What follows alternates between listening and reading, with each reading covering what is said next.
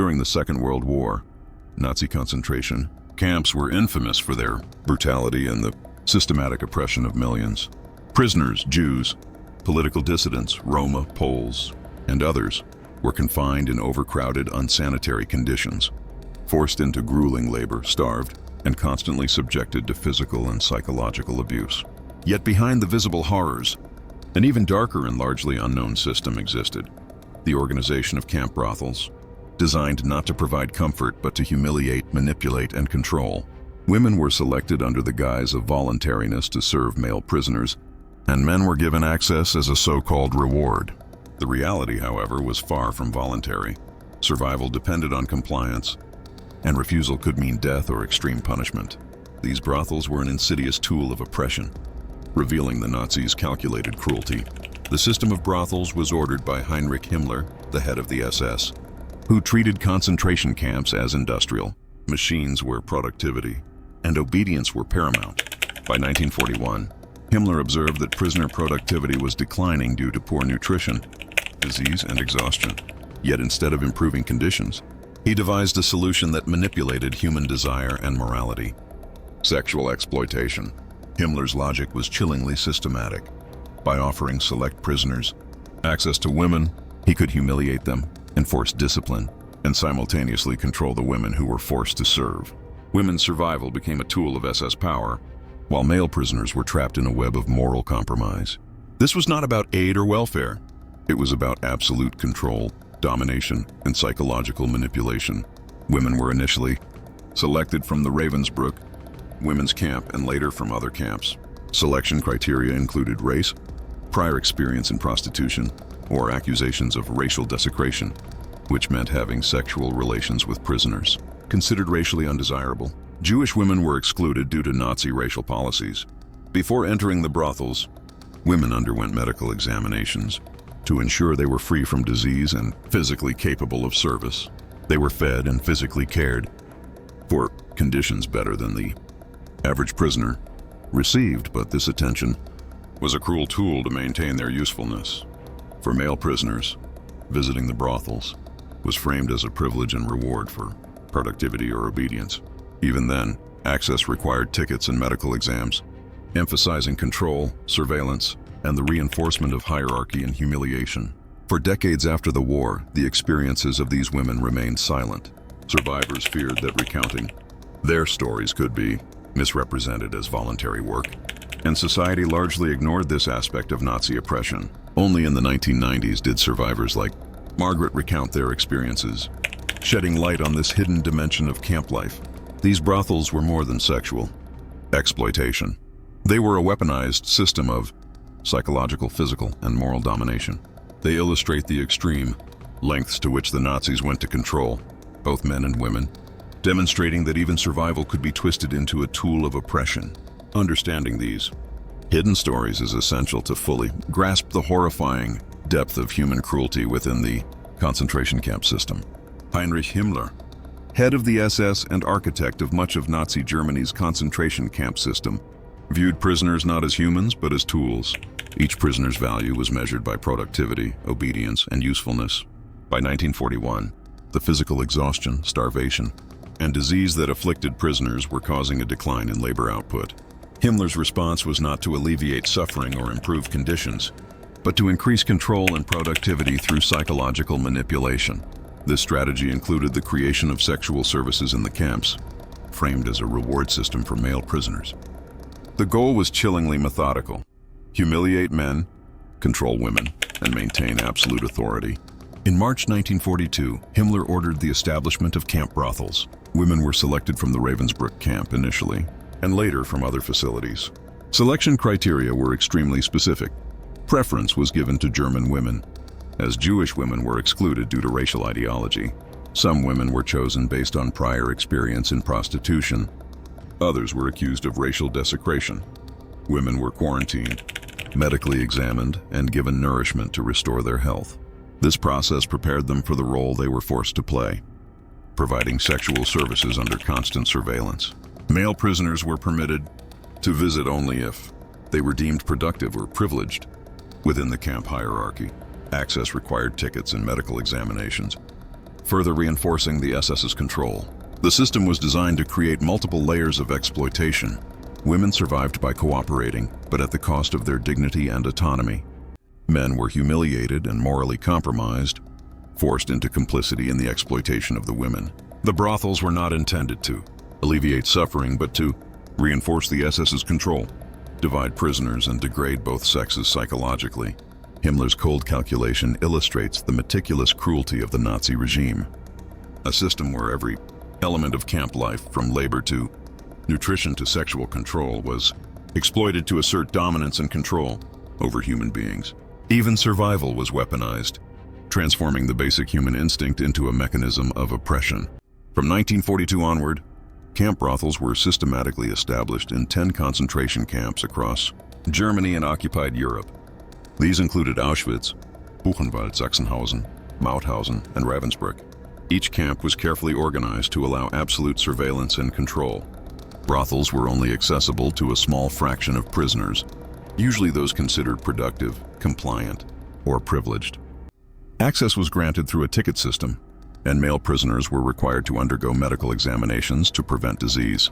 The physical setup of brothels reflected the Nazis' obsession with monitoring and control. Long corridors led to small rooms where prisoners could meet women while being watched. Guards and administrators could oversee interactions through peepholes, ensuring strict adherence to rules.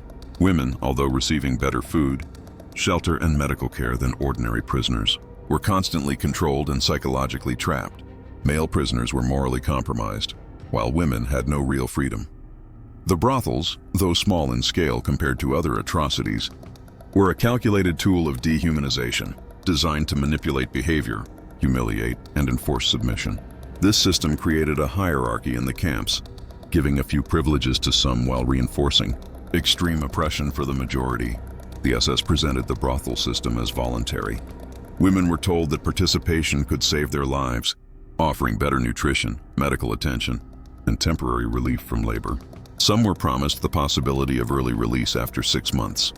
However, these incentives were an illusion. In the environment of a concentration camp, where starvation and violence were constant, refusal was not a realistic choice. Survival depended on compliance, making voluntary a misleading term. Almost all women who participated survived, but the psychological and moral cost was immense. Women were initially recruited from Ravensbrück, based on prior prostitution experience or suspicion of sexual availability.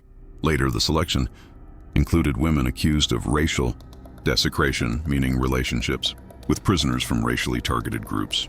Before entering the brothels, they underwent medical examinations to ensure they were healthy and free from sexually transmitted diseases. Women were temporarily fed and cared for, but this was purely functional. Their bodies had to survive for the SS to maintain control over the system.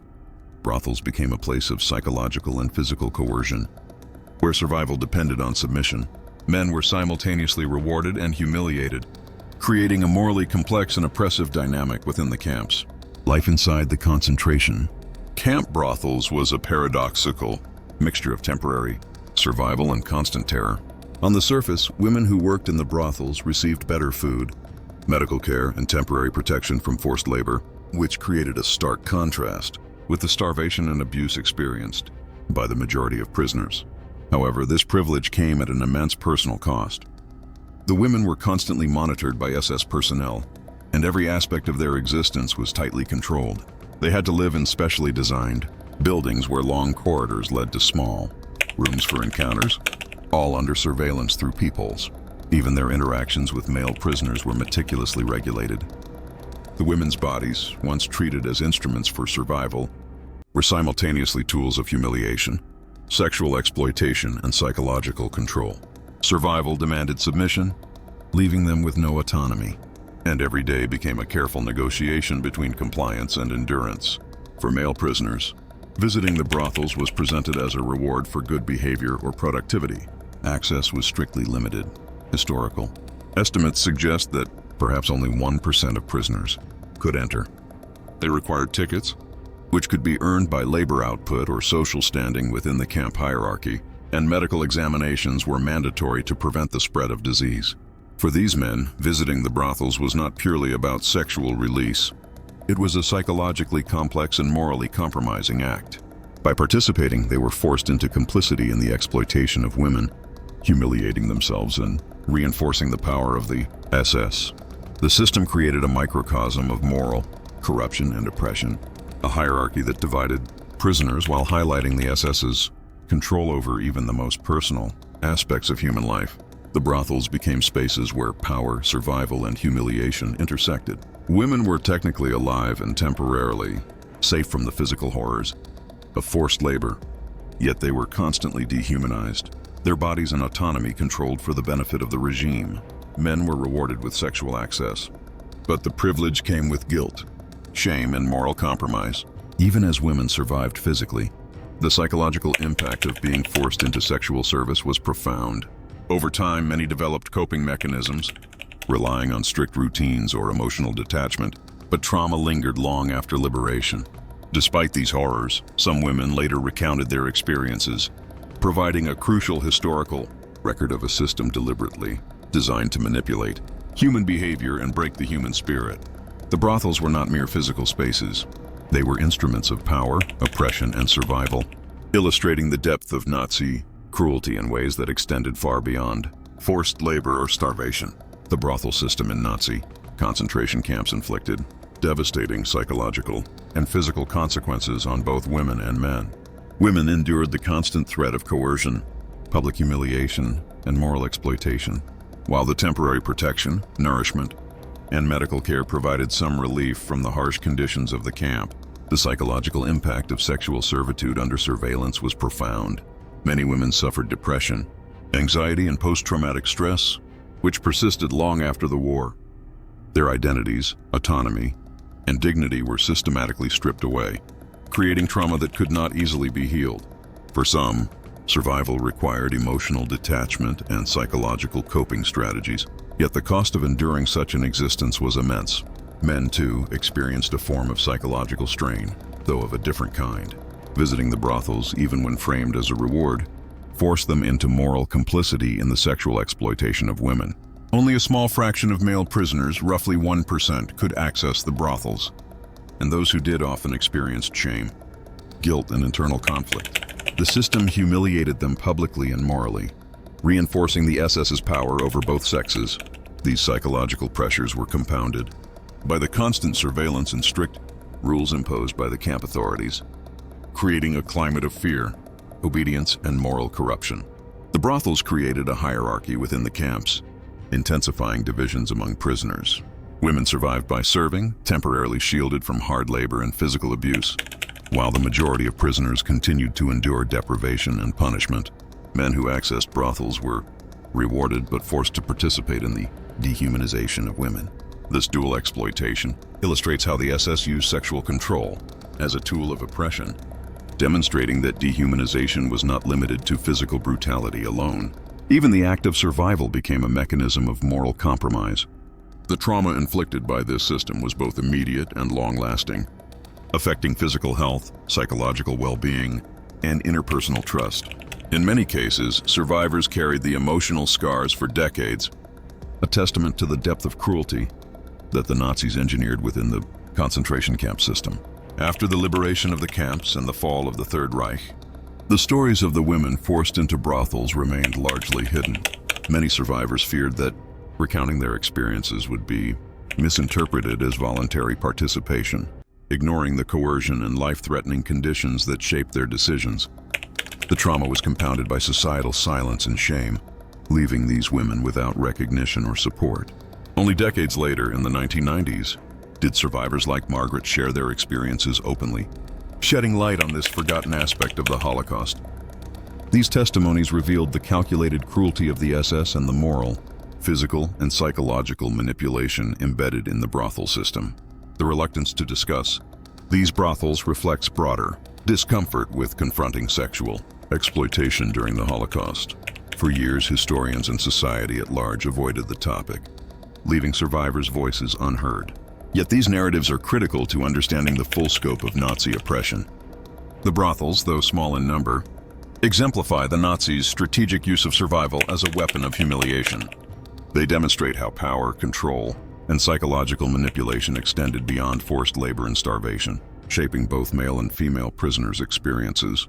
Even decades later, the impact of these systems, physical, emotional, and moral, remains evident, offering a vital reminder of the depth and breadth of cruelty imposed upon the prisoners of the concentration camps.